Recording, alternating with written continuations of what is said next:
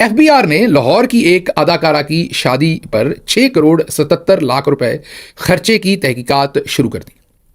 एक अदाकारा हैं जिनकी शादी हुई हाल ही में, 6 करोड़ 77 लाख की शायद रसीदें हैं जो खर्चे हुए हैं। इनके खर्चे, इनके जो डिक्लेयर्ड असासे हैं उनसे बहुत ज़्यादा बताए जा रहे हैं। अब ये बड़ा इंटरेस्टिंग मैटर है। बहुत सारे लोग इसमें कई चीज़ें क्लेम कर रहे हैं सोशल मीडिया पर जो गलत भी हो सकती हैं। कई लोगों ने नाम लिखे, अभी मुझे तो हकीकत नहीं पता क्योंकि ये जिन्होंने खबर दी उन्होंने नाम नहीं लिखा, अभी चंद दिन में सामने आ जाएगा। लेकिन जो लोगों का तासर है या लोगों का ओपिनियन है वो ये है कि शायद नियाजी साहबा, उनकी शादी हाल ही में हुई और हिना नियाजी शायद उनका नाम है, और जिसमें वो एक तस्वीर भी थी जो आजकल नया ट्रेंड है फ्रेंच किस वगैरह करने का।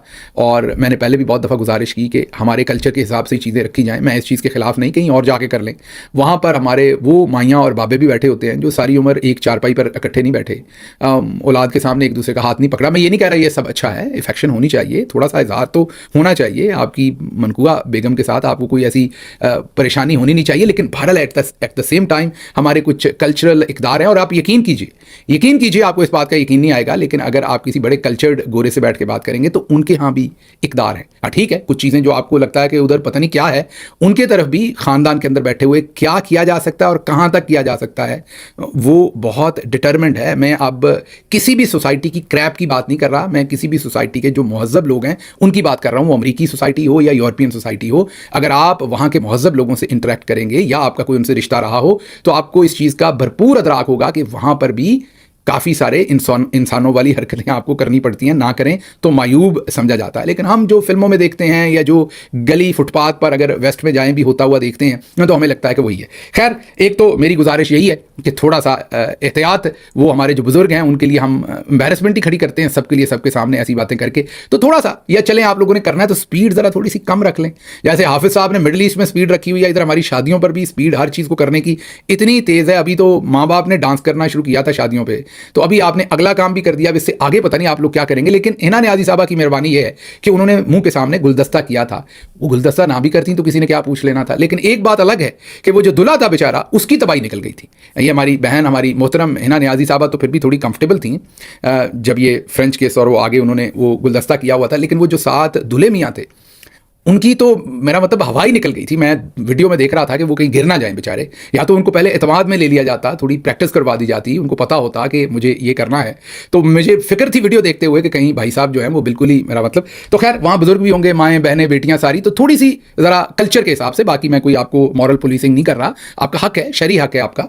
और थोड़ा सा और थोड़ी इसकी स्पीड अगर हम कम कर लें तो ये सारी चीज़ें शायद वक्त के साथ साथ लोग एक्सेप्ट करना शुरू कर दें। लेकिन अभी वहाँ दादी नानी फुप्पो खाला सारे बैठे होंगे तो वो सारियाँ कह रही होंगी हाँ हाय असी तो इंज कीता ही ना। सो आप थोड़ी सी मेरी गुजारिश है जितने भी जोड़े शादी करते हैं कि ठीक है, आपका दिन होता है, आप रील बनाना चाहते हैं, फिल्म बनाना चाहते हैं, तस्वीरें लेना चाहते हैं, पर एट द सेम टाइम आप ये भी सोचें कि जो कल्चरल इक़दार हैं वो थोड़ी सी अगर आप मलूज़ खातिर रखें तो आपकी बहुत ही आपकी ऐन नवाजिश होगी, मैं यही कह सकता हूँ। लेकिन अब अगर इस खबर की तरफ आएँ, अब मैं ज़रूरी नहीं कि हिना नियाज़ी साहबा के बारे में खबर हो, मैंने ये कहा कि कुछ सोशल मीडिया पर लोग समझते हैं कि तासर है, हो सकता है उनकी शादी पर बिल्कुल इतने पैसे खर्च ना हुए हों। तो मैं कोई इल्ज़ाम नहीं लगा रहा, ये खबर लोग उनके साथ कुछ जोड़ रहे थे, तो क्योंकि हमारे पास कोई डॉक्यूमेंट नहीं है तो हम खुलकर ये नहीं कह सकते कि उन्होंने अपनी शादी पर इतने पैसे खर्च किए। लेकिन उन्होंने किए हैं या जिसने भी किए हैं, मैं आपको ये बता दूं कि पाकिस्तान में शादियों पर जितने पैसे लगते हैं, अगर वाकई इसकी अगर असेसमेंट और इसका अगर ऑडिट ठीक हो जाए तो यकीन करें मसला ही ठीक हो जाए। आप देखिएगा, बोरी नहीं होती, बोरी जो है वो वाले कपड़े पहन के लोग शादियां करेंगे अगर इनको टैक्स देना पड़ गया तो।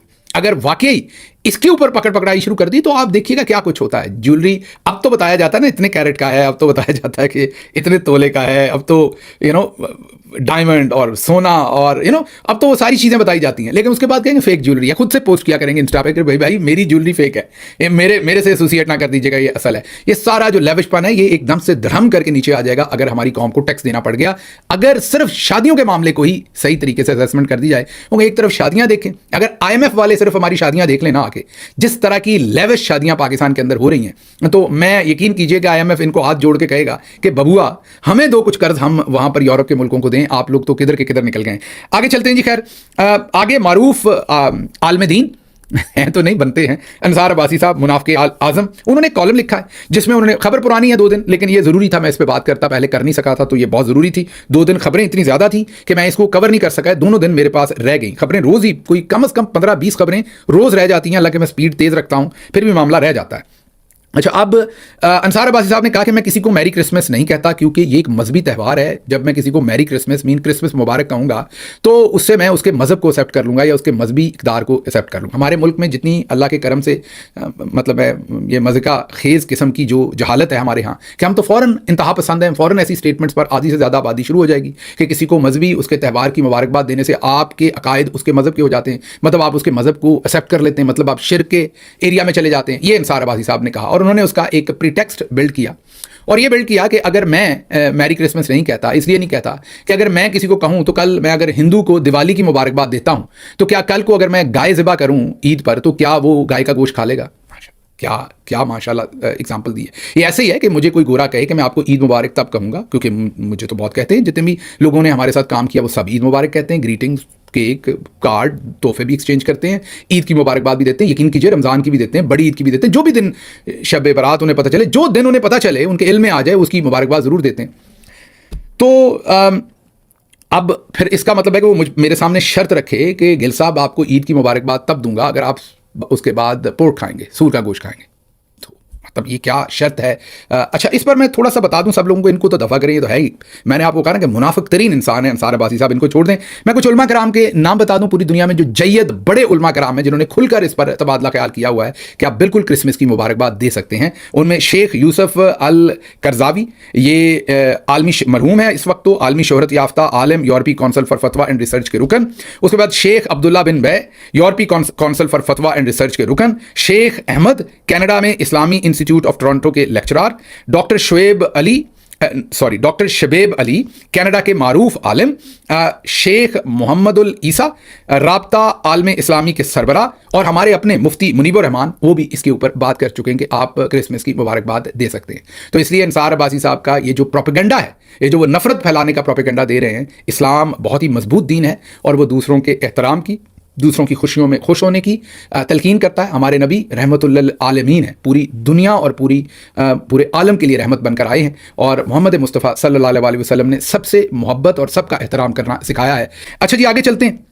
अंसार अब्बासी साहब की तो बात हो गई। अच्छा, मुझे ये भी लगा कि ये कहीं वो इनको भी तो किसी ने लॉन्च नहीं कर दिया जैसे वो मुन्ने मुनीब को किया, क्योंकि हाल ही में हमारे फील्ड मार्शल आसिम मुनीर एक चर्च पर गए 26 दिसंबर को और 25 दिसंबर को, जो उन्होंने दुरुस्त किया। जाना चाहिए था, सबको जाना चाहिए, एक दूसरे के साथ मिलना बरतना चाहिए। और वहाँ उन्होंने ज़ाहिर मैरी क्रिसमस भी कहा होगा चर्च में जब उन्होंने सेलिब्रेट की क्रिसमस। तो ये कहीं उनके खिलाफ तो नहीं आर्टिकल लिखा, क्योंकि उसी दिन उन्होंने ये आर्टिकल भी लिखा है। तो ये कहीं मुनीब जैसे मेजर जनरल फैसल नसीर पर उन्होंने दाग दिया था काम, इन्होंने कहीं आसिम मुनीर साहब पर तो नहीं दाग दिया, कहीं इसके पीछे मामला कोई और तो नहीं है।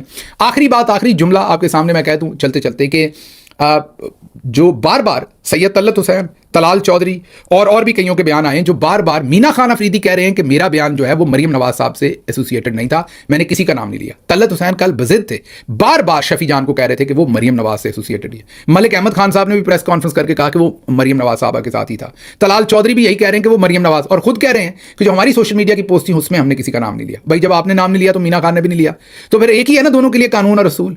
तो जबरदस्ती इस सारे बयान को मरियम नवाज के साथ इन चंद दोस्तों ने जोड़ा है। मरियम को इनसे पूछना चाहिए कि सब उनकी बदनामी करवाकर इतने राजी क्यों हो रहे हैं।